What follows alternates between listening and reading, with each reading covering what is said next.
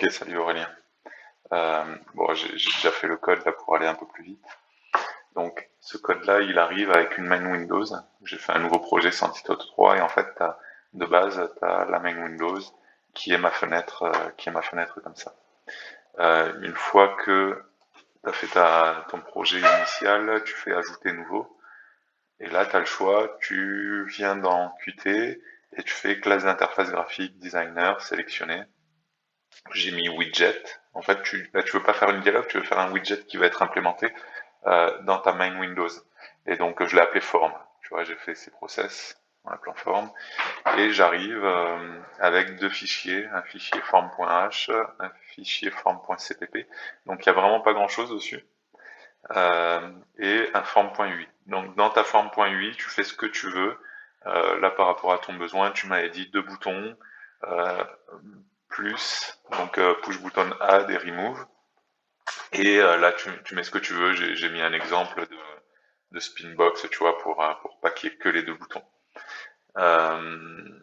Ensuite, dans ta forme.cpp, moi j'ai fait des clics droits aller au slot pour chaque bouton. Et ensuite, chaque bouton envoie un signal. En fait, ce que tu peux faire pour optimiser un peu tout ça, tu peux faire un connect, tes push buttons, oui.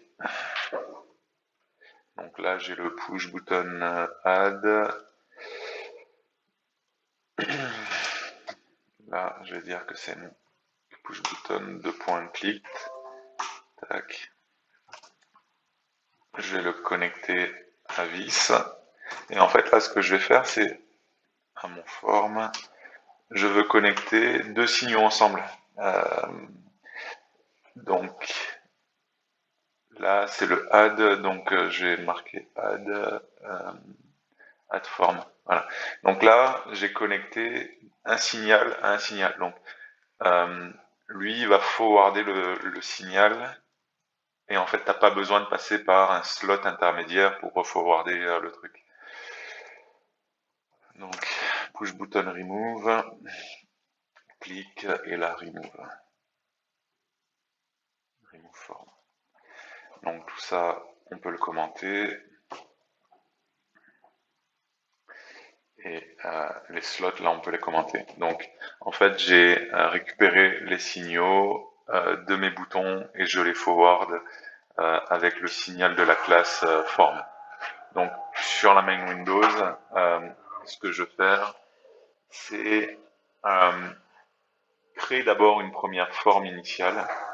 Donc, j'ai ma initial form. Je connecte le add form. Donc, ça, c'est le signal qu'on a forwardé avec le bouton du clic. Enfin, le signal du clic button. Et là, je viens le catcher avec un add form. Et donc, mon add form, c'est exactement la même chose que ça, en fait. Ça, j'aurais pu en faire une fonction. Je le mets ici. Et donc, le remove form, je viens faire un remove de mon widget. Voilà, là, je le catch avec une lambda.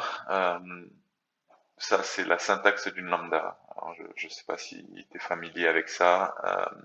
C'est pour pouvoir dire qui a appelé le signal et pour pouvoir remove le bon, tu vois. Et après, tout ça, c'est de la mise en forme. Là, je fais un petit scroll area pour si jamais tu as plein de formes dans la centrale widget. Du coup, tu vas pouvoir scroller pour pas être emmerdé. Voilà, c'est très basique et en fait, ce qui nous donne un comportement de ça là. Donc j'ai mon truc initial, mon forme initial. Si je fais plus, ben, j'en ai un nouveau qui apparaît. Voilà, je t'ai fait un exemple très basique. Et d'ailleurs là, je vois pas de. Ah si, j'ai mon scroll qui arrive. Ouais.